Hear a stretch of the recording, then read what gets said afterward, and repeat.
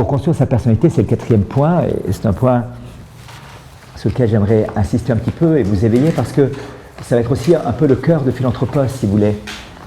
Il y a à la fois ce que vous allez apprendre, et c'est le premier point, la nécessité d'une connaissance. Et la connaissance va être double. Voyez-vous, la liberté va toujours suivre la connaissance. Si vous ne connaissez pas, vous ne pourrez pas poser des actes de liberté, ce n'est pas possible. Ce sont des actes d'émotion, des actes plusionnels que vous allez poser, mais pas des actes de liberté.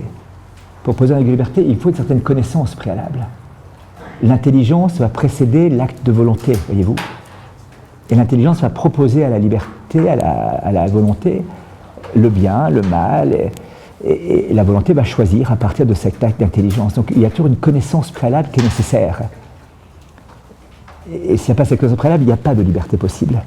Imaginez quelqu'un, des parents qui disent aux enfants, on ne va pas lui apprendre une langue pour qu'il choisisse la langue dans laquelle il veut s'épanouir. Donc on le coupe de tout son, de toute expression, on ne dialogue jamais avec lui, pour que quand il sera adulte, ou en âge de choisir, il puisse choisir la langue qu'il veut apprendre. Ben, ce sera un enfant qui ne parlera aucune langue. Hein? Un jour, un prêtre qui voit arriver quelqu'un et dit « Mon père, je suis athée ». Il dit « Très bien, vous avez déjà lu la Bible pour pouvoir dire que vous êtes athée ». « Ah non, je n'ai pas lu la Bible. Vous avez au moins lu une épître de Saint Paul ou un évangile. »« Ah non, pas question. Vous avez peut-être lu un discours de philosophe sur la religion. » et... « Ah non. Vous avez peut-être lu une histoire d'un saint ou quelqu'un comme ça, une histoire sur Mère Teresa ou je ne sais pas quoi. Ah non, rien. » Et le curé leur a dit « Vous n'êtes pas athée, vous êtes ignorant. » Ce qui est très différent. Donc la connaissance est capitale pour rentrer dans une authentique liberté. Et donc la connaissance va être de deux ordres, d'ordre notionnel d'abord. Il va falloir apprendre des choses, il va falloir rentrer dans une connaissance. Cette connaissance notionnelle va être de l'ordre philosophique ou de l'ordre théologique, la philosophie dans l'ordre de la raison et la théologie dans l'ordre de la révélation. Mais il n'y a pas opposition entre le grand discours de Jean-Paul II et le grand discours de Benoît XVI, il n'y a pas opposition entre la foi et la raison, si vous voulez. Puisque l'un et l'autre ont pour objet la connaissance du réel et le rapport authentique au réel qui s'appelle la vérité. Et donc foi et raison se complètent parfaitement. Le mode de connaissance sera différent. La raison va être par mode discursif, à partir d'une expérience, à partir d'une abstraction. La foi par révélation, mais tous deux sont là pour me dire le réel. Et donc tous deux sont ordonnés à la vérité. Et donc la foi vient perfectionner la raison et lui donner à connaître des choses pour lesquelles elle est faite, mais dont elle ne peut pas accéder par elle-même à la connaissance. Et cette unité, cette cohérence entre foi et raison est capitale. D'où l'importance d'une approche à la fois philosophique, une approche à la fois théologique des réalités. Et puis, une connaissance d'ordre expérimental par l'action. Chaque fois que vous posez un acte, chaque fois que vous prenez une décision, quelque part, vous devenez autre. Vous restez le même, profondément dans votre personnalité, mais vous devenez autre quelque part. On devient ce que l'on fait. Nos actes nous façonnent, nous déterminent. On verra dans l'étude des vertus ou des vices, le fait de poser telle décision ou telle autre décision n'est pas anodine, elle n'est pas sans conséquence pour votre personnalité. Elle n'est pas sans conséquence pour la construction de votre identité personnelle. Donc votre agir, vos choix, vos décisions, vous construisez. Et le non-choix aussi, quelque part. Le choix de ne pas décider est encore une pathologie, en quelque sorte, en tout cas un handicap dans la construction de la personnalité. Donc il y a un aspect expérimental, en quelque sorte. Par vos choix, par vos décisions, tout d'un coup vous devenez autre, ou plutôt vous devenez vous-même profondément. Ou alors vous devenez une personnalité qui s'atrophie, qui s'éloigne du bonheur. Nos choix peuvent nous conduire au bonheur ou au malheur, et je vais m'accomplir par les actes que je pose, ou me détruire par les actes que je pose. Donc mes actes, mon agir, les décisions que vous prenez, de vous engager, vous avez pris l'engagement de venir ici, de suivre le programme, de participer aux activités, voilà, ces choix-là vont vous construire, ou si tout d'un coup des choix vous éloignent, alors il y a quelque chose qui va être paralysé, atrophié dans votre construction de la personnalité. Et puis, on se bâtit aussi à travers la relation. La relation me construit profondément, elle me fait advenir. J'en dirai un mot tout à l'heure sur l'homme et la femme, comme ça. Mais alors, quel type de relation est-ce que je vais bâtir? Est-ce que c'est une relation fusionnelle? C'est-à-dire que je veux imiter l'autre, je veux posséder l'autre, je m'identifie à l'autre? Ou bien est-ce que c'est une relation qui respecte pleinement l'autre, qui me construit? Où le regard de l'autre, à la fois me révèle à moi-même, mais me respecte totalement. Est-ce que le regard de l'autre me possède ou me respecte? Est-ce que je mets la main sur l'autre ou bien est-ce que je m'offre à l'autre? Donc toute cette relation à l'autre va être déterminante aussi. Et on voit bien dans certaines relations possessives, fusionnelles, quand on arrive à un certain niveau de fusion, on ne sait plus qui on est, on a un trouble mais terrible. Moi j'ai vu plusieurs fois des gens arriver, mais je ne sais plus qui je suis, des gens qui ont par ailleurs des formations importantes, des responsabilités, mais qui à un moment donné ne savent plus qui ils sont tellement ils ont été pris, phagocytés, écrasés par une relation fusionnelle qui finit par la fission, bien sûr. Le fusionnel finit par le fissionnel. Et certaines personnes disent, commençons directement par le fissionnel, c'est plus simple, pour éviter le fusionnel. C'est-à-dire qu'on commence par vivre à distance. On a 2 appartements, on se croise de temps en temps, comme ça. Comme ça, on évite le danger de la fusion qui va conduire à une fission violente à la fin. Parce que j'étouffe, je meurs. Alors commençons directement par la distance, et c'est pas ça la clé. On sent bien la tension, elle est juste quelque part. Ouh là là, la fusion fait très mal à un moment donné, parce que je me dépersonnalise en quelque sorte. Alors pour garder la personnalité, il faut que ce soit à distance. Pas sûr, il y a un autre mode de relation, qui est l'oblativité, et qui permet la présence et le respect de l'autre dans son altérité. On en dira un mot tout à l'heure. Donc, vous allez durant cette année vivre cette formation au niveau de la connaissance, d'ordre notionnel, philosophique, théologique. Qu'est-ce que l'être humain? Quel est le mode d'emploi? C'est intéressant de voir que, imaginez un enfant qui vient de recevoir son ordinateur portable, et puis il va chez sa mère à la cuisine et dit « Maman, tu n'aurais pas le mode d'emploi du mixeur ?» Sa mère dit « Oui, mais pourquoi? Qu'est-ce que tu veux faire? J'ai sur l'ordinateur et j'aimerais bien le mode d'emploi du mixeur. » Et puis elle dit « Mais pourquoi ?» Elle dit « Mais j'ai lu le MS-DOS, machin, c'est comme ça épais. Mais je n'ai pas le temps de me cotiner ça, je ne sais pas comment. Non. Le tien, il est petit comme ça en 18 langues. Il est plus facile à lire, plus court. Et donc, je peux donner le mode d'emploi du mixeur pour utiliser mon ordinateur. Il y aura peut-être un point commun, c'est on-off. À part ça, il n'y aura pas grand-chose qui sera la même chose. Et ça paraît tellement logique de ne pas de ne pas se tromper de mode d'emploi. Si vous avez acheté une voiture, vous n'allez pas aller chez le boulanger pour la faire réparer, plutôt chez le mécanicien, et plutôt dans le garage qui a les mêmes voitures pour être sûr que ça marchera. Et ça, on a compris dans l'ordre pratique que le constructeur est capable de donner un mode d'emploi du fonctionnement de ce qu'il a construit, et lui seul, quelque part. Il n'y a qu'un endroit où c'est un peu difficile, c'est par rapport à l'homme. On a de la peine d'aller chez le constructeur, dire comment ça fonctionne cet être que tu as construit? Comment tu vois qu'il devrait fonctionner pour que ça aille bien? Il y a 2-3 ratés de temps en temps, ça foire un petit peu de temps en temps et on aimerait ou réparer ou utiliser correctement. Vous voyez, il y a les deux. Utiliser correctement pour que ça tourne toujours bien, pas faire de ratés, ou bien réparer quand c'est un peu raté. Est-ce que tu n'aurais pas le mode d'emploi pour savoir comment ça fonctionne? Ah, il dit, ben oui, je l'ai. Mais il est frappant de voir qu'on va chercher partout ailleurs, souvent, et on oublie d'aller chez le créateur pour dire, mais comment tu avais conçu l'être humain? Et on peut y accéder de 2 manières, par la raison. C'est-à-dire qu'il y a dans l'homme déjà un ordre que la raison peut décrypter, jusqu'à un certain point. Et des grands philosophes comme Aristote en Grèce, comme Mo Tse en Chine, 6 siècles avant Jésus-Christ, ont découvert en quelque sorte ce mode d'emploi du bonheur de l'être humain, par la raison, et puis par la révélation. Tout d'un coup, Dieu dit, mais il y a encore un secret que je peux vous dire, là, votre raison ne va pas pouvoir le découvrir. Votre origine profonde, secrète, et votre finalité ultime. Et ça, la raison ne peut pas vous le dire totalement. C'est moi qui vais vous le révéler. Et ça, c'est extraordinaire, voyez-vous. Donc Dieu n'est pas l'ennemi de la liberté de l'homme. Il est totalement au service de la liberté de l'homme. Quand l'Église s'exprime sur le sens de la personne humaine et qu'elle dit quelque chose sur la façon d'utiliser le mode d'emploi, c'est le service de la liberté qui est assumé. La parole est au service de la liberté. Elle est la condition même de la liberté. Elle est ce par quoi je vais pouvoir apprendre le mode d'emploi du bonheur, de telle sorte que je puisse découvrir expérimentalement, existentiellement, comment être heureux. Donc, vous allez pouvoir vivre par le notionnel, vous allez apprendre. Il faut le voir non pas comme une abstraction, comme une théorie, mais dire, mais tiens, comment ça résonne dans ma vie? Qu'est-ce que ça fait? Comment je peux intégrer ça? Ça ne sert à rien si c'est une théorie. Et alors, grâce à votre agir ici, à vos choix et à vos relations, eh bien, cette théorie va devenir très vite pratique quelque part. Vous allez devoir la mettre en œuvre dans les choix que vous allez poser. Vous avez une soirée, qu'est-ce que je fais cette soirée? Vous avez un week-end, qu'est-ce que je fais ce week-end?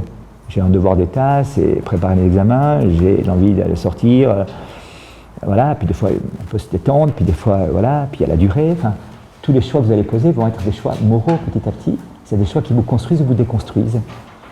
Et vos relations, de la même manière, peuvent vous construire ou vous déconstruire. Ça devient possessif, fusionnel, exclusive, elle va vous déconstruire. Elle va vous consoler dans un premier temps. Parce qu'il est possible que j'ai un peu peur de l'autre. Normal, on se protège un petit peu. Et comme je ne sais pas très bien qui je suis, j'ai de la peine à me situer devant l'autre. Et puis peut-être que j'ai été blessé par mes relations avec l'autre. Donc je vais me protéger. J'ai peur d'être vulnérable. Et donc la relation avec une personne me satisfait en moi ce besoin relationnel, et en même temps satisfait en moi cette blessure de la peur de l'autre qui fait que je ne m'applique pas trop dans les relations avec les autres. Une seule personne me suffit. Et donc j'ai une sorte d'amitié exclusive, et je me tiens toujours avec la même personne. Alors, je ne me rends pas compte que ça me fait du bien, c'est sympathique, je ne vois pas le mal à ça. Et d'un coup, je me rends compte que cette relation exclusive exclut aussi les autres. Et du coup, je me coupe du groupe. Et du coup, je m'enferme dans un certain confort émotionnel, mais j'évite ainsi de me construire relationnellement avec tout le monde. Et il y a une sorte d'atrophie qui va venir de ma personnalité relationnelle. Et de mon intériorité aussi. Parce que, ayant une relation exclusive avec quelqu'un, je ne vais plus très bien savoir qui je suis intérieurement. Je vais m'enfermer dans ce confort psychologique, qui est bien agréable, en évitant de devoir creuser pour oser la relation et de voir ce qui m'empêche d'être en relation avec l'autre. Pourquoi je n'ose pas m'approcher de cette personne? Pourquoi sa tête ne me revient pas? Avec son nez, il me rappelle mon arrière-grand-père qui me foutait des claques. Et c'est plutôt ton arrière-grand-père, tu vois. Ou moi, en tout cas, la dernière fille avec qui je suis sorti, elle m'a plaqué de manière tellement violente, je ne m'attendais pas au truc. Alors moi, les filles, maintenant, je peux te dire, je me méfie, avec des bons préjugés, ou inversement. Les mecs, j'ai goûté, c'est bon. Et donc, tout d'un coup, on a une série de prévenances comme ça, qui vont blesser la relationnalité, vous voyez. Et donc, par vos modes de relation les uns avec les autres, par votre façon de fonctionner dans la relation, exclusive, excluante, possessive, ou non impliquée, très superficielle, toujours extérieure, vous allez pouvoir découvrir un peu qui vous êtes. Qu'est-ce que je fuis là? Qu'est-ce qui me fait peur en moi? Qu'est-ce qui fait peur en l'autre? Pourquoi je n'ose pas? Et avec l'avantage de savoir qu'ici, chacun veut le bien de l'autre. C'est comme ça que vous êtes venus. On n'est pas là pour essayer de guetter la faille de l'autre pour l'écraser. On est là pour s'aider les uns les autres à avancer. Eh bien, ça permet l'audace de s'ouvrir, voyez-vous, et donc de découvrir qui vous êtes et qui est la personne humaine en même temps. La relation va être très importante pour ça. Mais cette relation implique une certaine solitude aussi. Je dirai un mot tout à l'heure aussi, hein, voilà. Donc, connaissance d'ordre notionnel, connaissance d'ordre expérimental, par l'action, par la relation, et puis le point 4.2, nécessité d'une intégration de la connaissance. Par l'intériorité, ça va être toute la démarche de prière personnelle que vous allez faire ici. Toute la démarche de solitude que vous allez vivre ici. Vous retrouvez seul dans votre chambre, de savoir prendre un peu de recul, de retravailler les cours, de réfléchir un peu sur comment vous avez vécu vos relations avec les autres, prendre un temps d'adoration, prendre un temps de prière. C'est vrai que quand on est longtemps les uns avec les autres comme ça, il y a une joie, ça se passe bien. À un moment donné, c'est plus difficile, vous allez le voir au cours de l'année. Mais au début, c'est génial. Tous les moments, on est ensemble, les pauses, les temps le soir très tard, le matin pas très tôt. Voilà. Et du coup, est-ce que j'arrive à prendre ce temps où j'intériorise ce que j'ai vécu, où j'assimile en quelque sorte, je me mets face à moi-même et me dis, mais attends, voilà, très bien, tu as appris ça, mais qu'est-ce que ça veut dire? Tu as vécu, tu as passé le dimanche avec les autres, qu'est-ce que ça veut dire? Qu'est-ce que ça t'a apporté? Comment tu as vécu? Comment tu t'es comporté? Comment les autres se sont comportés? Qu'est-ce que ça a révélé en toi? Quelle était la réaction à un moment donné? Mais qu'est-ce que ça veut dire cette réaction? Dans le paraître, dans l'exubérance de la personne qui s'affiche et qui veut exister par le regard des autres. Est-ce que tu es écrasé par quelqu'un? Dans ce cas-là, pourquoi est-ce que je n'ai pas réussi à prendre ma place? J'étais dans l'agressivité, mais en quoi l'autre était une menace pour moi, puis j'ai dû réagir agressivement à ce moment-là?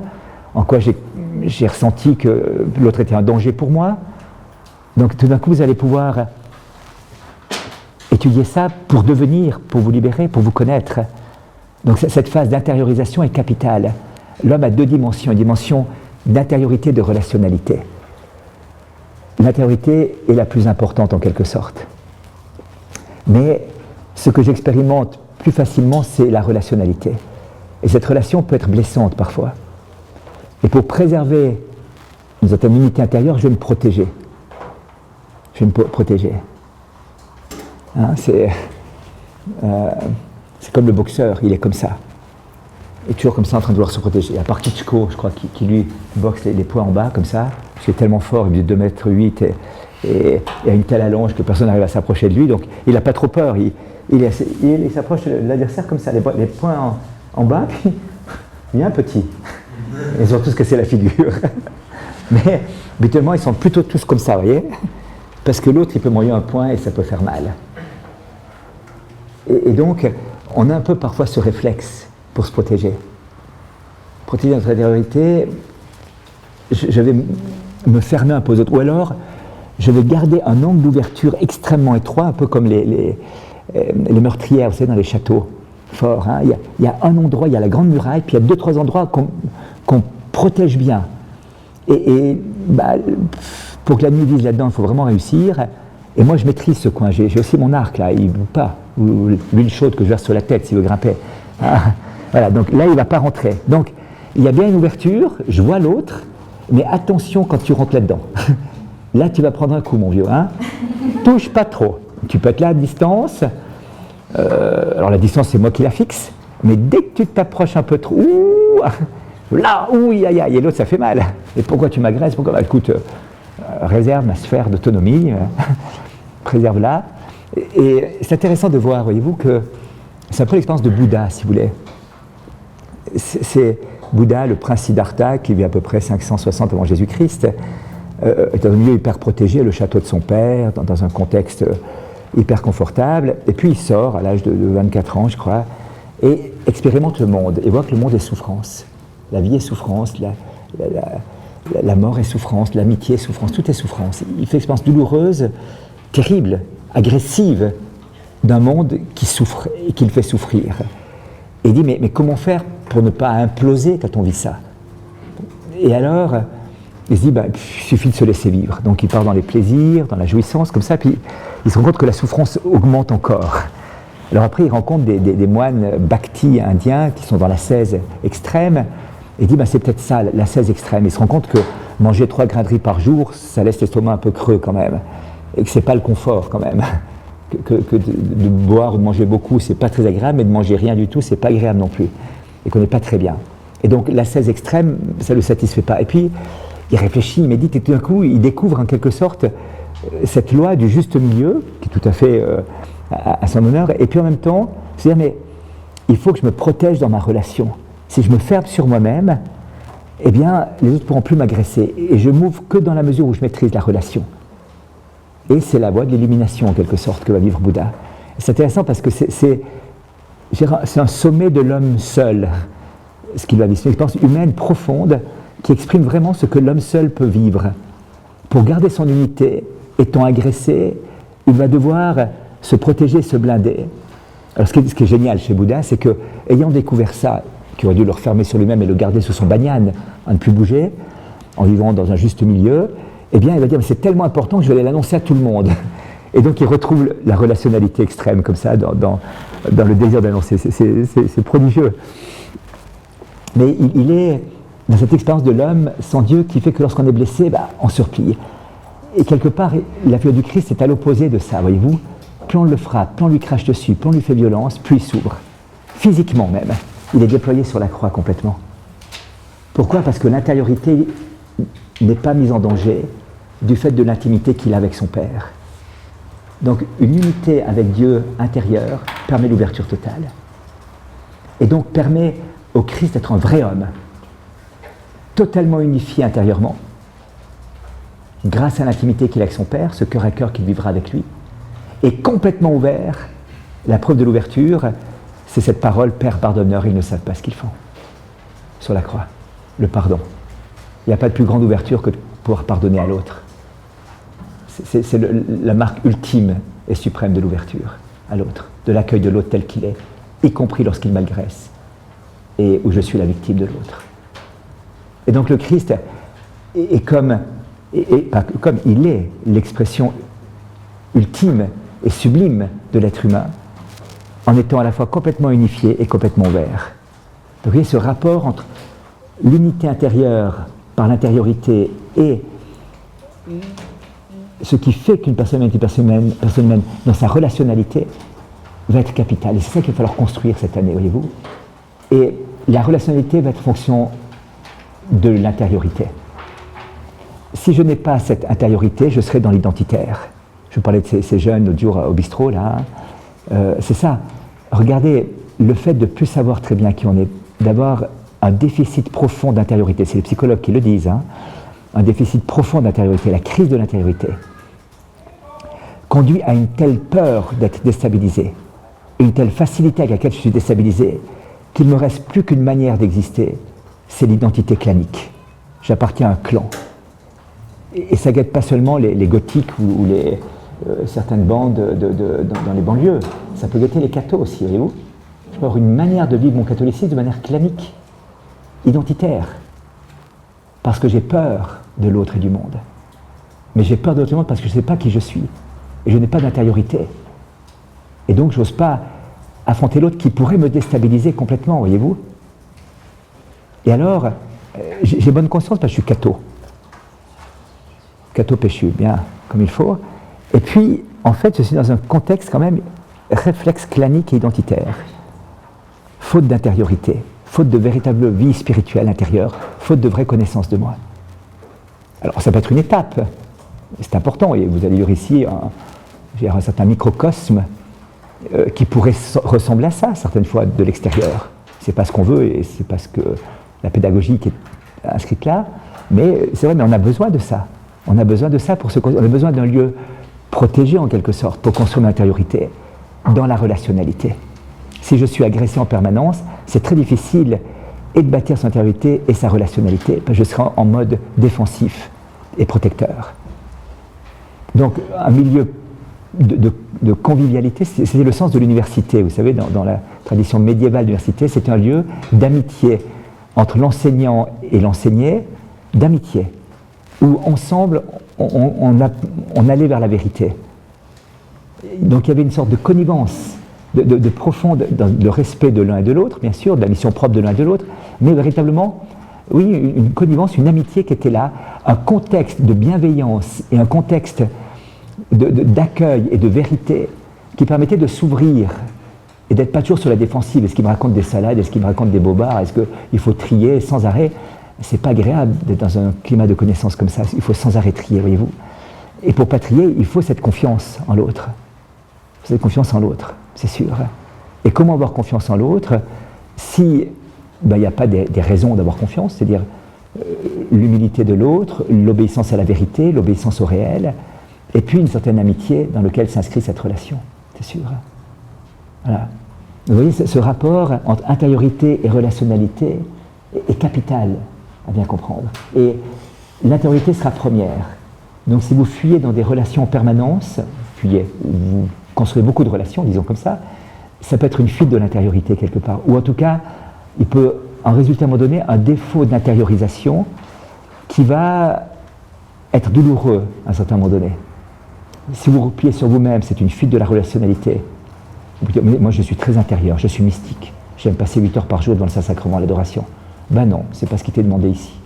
Si tu es un jour dans un monastère chartreux, peut-être, même pas là, tu demanderas ça. Mais là, c'est pas ce qui t'est demandé. Là, tu vas à la rencontre des autres aussi. Et donc on se rend compte que si je suis aussi souvent, c'est peut-être que j'ai peur de l'autre. Et finalement, je me réfugie dans un petit confort. Ouh là là. Vous voyez ? Donc, et ça ne va pas être la même chose au début de l'année qu'à la fin de l'année. Au cours de l'année, ça va évoluer.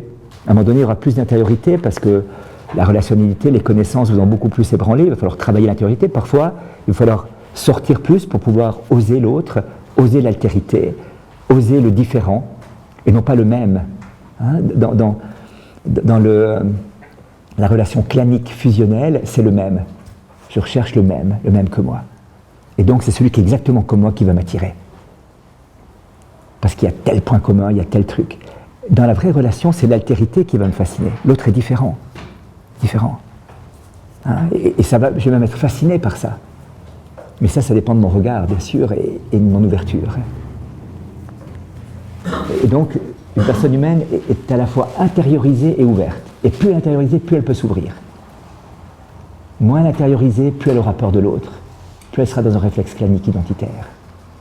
Et on voit certains mouvements d'église qui ont cette tentation-là. Très identitaire, très sécuritaire. Ça rassure beaucoup psychologiquement. Mais on va théologiser un réflexe psychologique, ce qui est terrible. C'est-à-dire qu'on va trouver une doctrine théologique pour un réflexe psychologique. Et ça, c'est pas bon. Alors ça, c'est vraiment grave, parce que c'est la confusion totale de tout. Et en même temps, je vous le dis, c'est important d'avoir un lieu où j'ose la relation, où j'ose m'ouvrir, où j'ose me montrer vulnérable, parce qu'on ne va pas profiter de ma vulnérabilité pour m'écraser, m'accuser ou m'enfoncer. Ça c'est... Et donc, c'est le dernier point que je voulais prendre, la vulnérabilité. On se dit tout à l'heure, mais vous vous souvenez, quand je citais ce philosophe qui parlait de la différence entre l'humain et le non-humain, et parmi les arguments, il y avait la paléontologie, mais quand est-ce qu'on peut dire que l'homme apparaît sur la Terre ? Quand est-ce qu'on peut dire ça ? C'est vrai que c'est assez difficile. Et c'est Yves Coppens qui disait ça un jour, d'ailleurs, à ton papa. Donc, je ne crois pas qu'il l'a écrit, mais c'était... je l'ai su comme ça, que ce qui fascine Yves Coppens, c'est donc ce grand paléontologue qui avait découvert Lucie, vous savez, cet ancêtre de l'homme en Afrique, et tout ça, enfin voilà, qu'on dit tel, mais enfin, on a beaucoup évolué depuis. Et puis, il discutait dans une rencontre, et cette personne lui disait, mais à Yves Coppens, mais qu'est-ce qui vous a le plus fasciné dans vos découvertes ? Qu'est-ce qui était le plus bouleversant dans tout ce qu'il a découvert, parce qu'il a fait des découvertes durant toute sa vie. Et il a dit, vous savez, ce qui m'a le plus fasciné, le plus bouleversé, c'est découvrir des tombes entre 12 000 et 18 000 ans en arrière, dans lesquelles il y avait des squelettes de personnes handicapées. Personnes incapables de mâcher, par exemple, des personnes handicapées physiques, soit de naissance, soit dû à un accident, et que ces gens avaient vécu à un certain âge avancé, dans des cultures encore nomades, ce qui veut dire que ces personnes ont été transportées à dos d'homme, ont été nourries, et certaines personnes avaient les mâchoires complètement paralysées, donc on a dû faire de la bouillie, le sanglier en bouillie, il n'y avait pas de moulinette à l'époque, de moulinette, vous savez, comme ça, donc il fallait quand même faire de la bouillie de sanglier, et que ces personnes ont été enterrées avec la même dignité que les autres. Il disait, pour moi, l'émergence de l'humanité n'est pas l'outil ou l'art rupestre, c'est la prise en compte du vulnérable. C'est assez impressionnant, hein ? Lorsqu'on découvre que la vulnérabilité a été prise en compte, là on peut dire qu'il y a humanité. Et il y a un biologiste qui s'appelle Jean-Marie Pelt, qui a écrit un livre intéressant, c'est La raison du plus faible, et qui montre par rapport à l'évolution que finalement la théorie du triomphe du plus fort, c'est pas vrai, qu'un pissenlit est extrêmement vulnérable mais ça crève pas. Vous écrasez, vous les coupez, il y en a plein qui vont repousser. Et que finalement des choses absolument vulnérables persistent et des choses fortes ne persistent pas. Il dit que ce ne sont pas les dinosaures qui ont persisté, ce sont des mammifères de petits poids, de l'ordre de 30-40 kilos, qui ont résisté à des cataclysmes. Et que parfois une puce peut plus embêter un homme qu'un lion ou qu'un ours, voyez. Donc il y a une sorte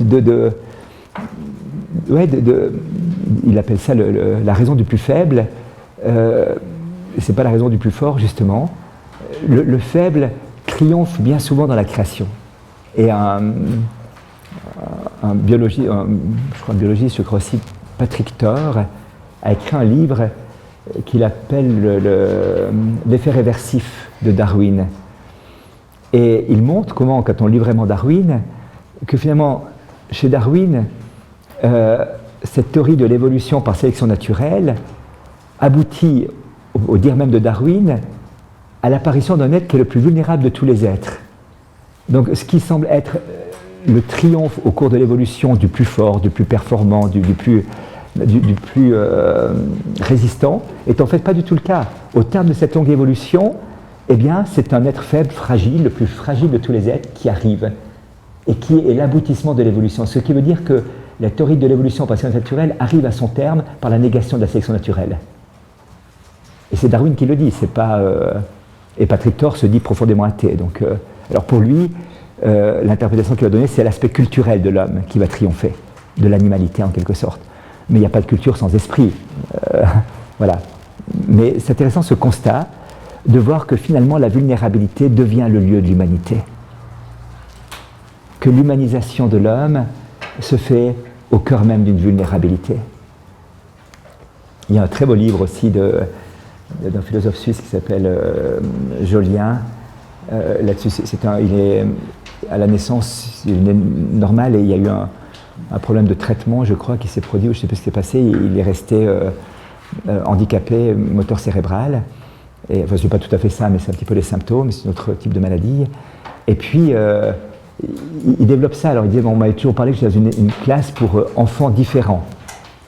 Et puis un jour, je suis sorti de la classe, j'ai vu que tout le monde était différent. Qu'on était tous différents les uns des autres. Et que finalement, ben voilà, on est tous différents. Et alors, il a écrit L'éloge de la faiblesse, un livre extraordinaire, Éloge de la faiblesse, dans son expérience personnelle, à la fois comme philosophe, à la fois comme être humain, dans son handicap, où il a besoin d'être aidé, besoin d'être soutenu, d'avoir une assistance, puisqu'il est en chaise roulante, il marche aussi comme ça, mais il a une assistance. Et Éloge de la faiblesse, ben c'est ça, voyez-vous. Et ça, je crois que c'est important. Ce qu'on va découvrir, vous allez découvrir durant cette année aussi, c'est que Dieu vous attend non pas dans vos talents, vos compétences, vos diplômes, vos qualités. Il vous attend dans votre vulnérabilité, dans votre péché, dans votre misère. C'est là le rencard que Dieu vous fixe. C'est là le point de rendez-vous où Dieu vous attend quelque part. Et il ne faut pas s'y tromper. Hein, y a un philosophe qui a écrit un livre comme ça, une trilogie. Comment s'appelle-t-il? Je vais le retrouver, je pense. Bref, où il montre un petit peu que cette exigence de performance perpétuelle a conduit l'homme à ne plus savoir qui il est, à cette fatigue d'être soi, dit-il.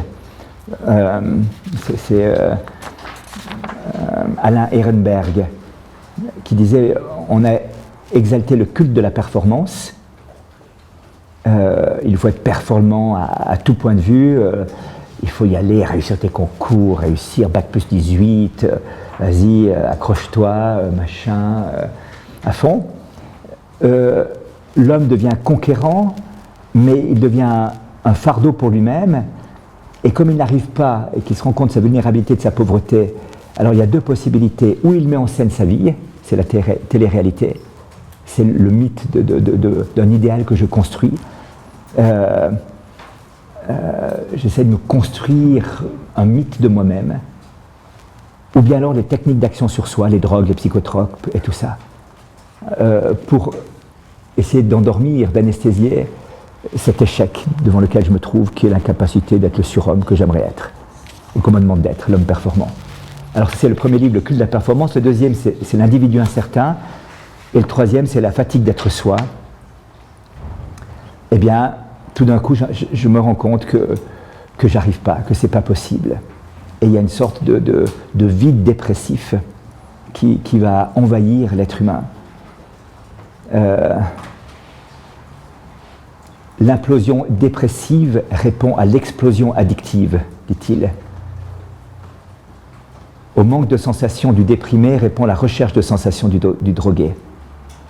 Dépression et addiction seraient les deux pathologies de la responsabilité personnelle, le manque de sensations ou la recherche de sensations, l'addiction ou la dépression. Je ne sais plus très bien qui je suis. On m'a tellement poussé, forcé à être performant, à être le meilleur, à être partout.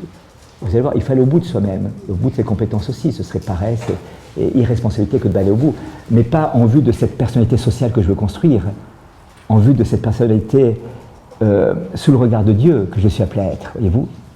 Et donc cette espèce de pression du paraître ou du réussir à tout prix conduit à quelque chose qui devient non maîtrisable à la longue. Et donc la clé où le salut va passer par l'acceptation de sa vulnérabilité, de sa pauvreté. C'est Saint Paul qui le dit déjà, c'est quand je suis faible qu'alors je suis fort. Par 3 fois, j'ai demandé à Dieu d'enlever cette écharpe dans la chair, une faiblesse ou un problème. Il m'a dit non, ma grâce te suffit. Quand Dieu dit non, bon, voilà, ma puissance se déploie dans ta faiblesse et dit désormais je vais me glorifier de mes faiblesses, car c'est quand je suis faible qu'alors je suis fort. Et vous voyez, c'est une sacrée révolution copernicienne là aussi qui se produit. D'accepter son échec, d'accepter sa vulnérabilité, d'accepter sa pauvreté, d'accepter son péché, d'accepter sa misère, de ne pas vouloir le cacher, le camoufler, le fuir, mais de l'assumer, de l'habiter en quelque sorte. Pas pour s'y complaire, pas pour s'y enfoncer, pas pour le justifier, mais pour être soi simplement, et à partir de là pouvoir progresser. Et ça c'est capital. Et ça c'est radicalement contraire à la, comment dirais-je, à la mentalité ambiante. J'ai un ami, chef d'entreprise et directeur d'une grande boîte pour toute l'Amérique du Nord, Canada, États-Unis. Il disait quand j'engageais mes cadres, que j'auditionnais personnellement, il y avait 24 critères de sélection que j'avais. Et un jour, en conseil d'administration, la secrétaire qui prenait des notes, nos discussions avec l'administration, c'est difficile de trouver des cadres qui soient compétents, qui remplissent les critères et tout. Et la secrétaire, tout d'un coup, qui était là, qui était juste chargée du procès-verbal, me regarde et me dit fais voir le test pour toi, tu réponds combien de critères sur les 24, toi qui es le CEO, le PDG de tout je ne demande pas de me répondre, je demande de prendre des notes. Non, mais vas-y. Et alors j'ai fait le test, 3 critères et demi. J'étais le CEO, sur les 24 critères, moi le boss, je répondais à 3 critères et demi. Alors j'ai compris que j'étais stupide, que j'étais vraiment bête, que j'avais pris des modèles de RH pour sélectionner mes candidats, et que c'était impossible. Je demandais aux gens l'impossible. C'était impossible qu'ils correspondent. Moi-même, je n'étais pas capable, j'étais le CEO, et ça marchait ma boîte. Moi, nul que j'étais, ma boîte marchait, alors que je répondais à 3 critères et demi sur les 24. Alors il a dit, j'ai changé les choses. J'ai pris 3 critères. Comme ça, j'étais en coup. Alors, il dit, bien sûr, il y avait la compétence, mais ça, c'était un peu un critère à part. Il y avait quand même une certaine formation qu'il fallait avoir. Mais même, c'était pas... Je ne demandais pas une tonne de papier comme ça, de diplôme. Le premier, c'était... Je crois, je ne suis pas sûr de me souvenir tout, mais c'était la capacité à se donner, à servir les autres, le sens du service. Je fais un job en serviteur et non pas en dominant. Le deuxième critère, c'était l'humilité, c'est-à-dire le fait d'accepter les remarques et de se laisser enseigner et instruire. Et le troisième critère, je ne sais plus ce que c'était. Enfin bref, mais c'est 3 critères de ce type-là, de l'ordre basique, si vous voulez, des critères qui vont faire la capacité relationnelle des personnes, qui vont changer l'ambiance de l'entreprise, qui vont faire la performance de l'entreprise finalement. Le fait d'être un serviteur plutôt qu'un possesseur ou un dominant, le fait d'être humble, c'est-à-dire de savoir se laisser instruire, enseigner, et de ne pas vouloir jouer au big boss qui sait tout. Et puis le troisième, je ne sais plus ce que c'était. Bref, enfin voilà, mais ces 3 critères un peu du même ordre, qui étaient là, et dit l'ambiance de l'entreprise a complètement changé. Et puis je suis devenu réaliste. J'ai arrêté de vouloir forcer des gens à me mentir en permanence, en disant moi, là oui c'est bon, moi ça c'est bon. Ils jouent un cinéma, c'était pas possible qu'ils remplissent les 24 critères, c'était impossible, même pas la moitié, même pas le tiers. Je leur demandais l'impossible, donc je les obligeais à mentir. Je les obligeais à mentir. Et on avait ici le numéro cet été à l'université d'été d'Écophilos, numéro 2 ou 3 de l'UBS, qui disait, c'est très beau, et vraiment, et il disait, voyez-vous, moi quand on me demandait, quand on est là, on est un certain nombre de personnes autour de la table, et on dit, voilà, l'entreprise, objectif de croissance, bon, toi tu prends combien, toi le DRH tu coûtes beaucoup, toi celui qui est chargé des public relations et puis de la publicité, marketing et tout ça, tu coûtes beaucoup, tu peux rien rapporter, mais nous qui rapportons, donc le private banking ou tout ça, combien on va prendre? Et on me fixait des objectifs. J'ai dit non, je n'accepte pas cet objectif, il n'est pas réaliste. Donc vous m'obligez soit à tromper ma comptabilité, soit à mettre une pression sur mes gars qui va les faire péter les plombs. Je ne peux pas accepter. Voilà ce que rationnellement, réalistement, je peux accepter comme croissance pour cette année. Et c'est à prendre ou à laisser. Mais le reste, je ne respecte plus ou la vérité de mon activité économique, je vais devoir tricher avec mes chiffres, ou alors je ne respecte plus les personnes avec qui je travaille, j'en mets une pression qui est impossible à atteindre par les objectifs que je mets. Parce que je les reporte sur les autres, bien sûr, vous me dites 7%, ok, mais c'est les autres qui vont baver. Et ça, je ne veux pas, je ne suis pas d'accord. Et donc je refuse. C'est héroïque, hein. Il a fait toute sa carrière, là, sans être licencié, avec ce critère de vérité qui était là. De vérité. Ben, vous voyez, c'est ça ce race. J'accepte la vulnérabilité. Je ne joue pas un personnage. Il faut se vendre aujourd'hui, vous savez ce qu'on vous dit, vendez-vous. Allez, fais-toi ton CV, fais ton truc, machin et tout. On a à se présenter, à s'offrir, mais cette dimension de vulnérabilité est capitale. Et quand on parle des chefs d'entreprise, des gens en poste de responsabilité, le plus difficile pour eux, c'est à un moment donné d'accepter leur vulnérabilité et de ne pas jouer un personnage en permanence. Alors on dit, mais si on accepte la vulnérabilité, on devient vulnérable, capable d'être blessé par l'autre. L'autre peut en profiter pour me taper dessus. C'est vrai, c'est vrai. Si ma vulnérabilité n'est pas acceptée et assumée totalement, l'attaque de l'autre va être violente et je vais être déstabilisé. Si ma vulnérabilité ou ma pauvreté est acceptée pleinement, dans une pleine lucidité, je ne suis pas déstabilisé parce qu'on me dit que ce que je suis appelé, c'est le curé d'Ars. Un jour, quelqu'un vient le trouver à la paroisse, dit « Monsieur le curé, il y a une pétition qui circule contre vous.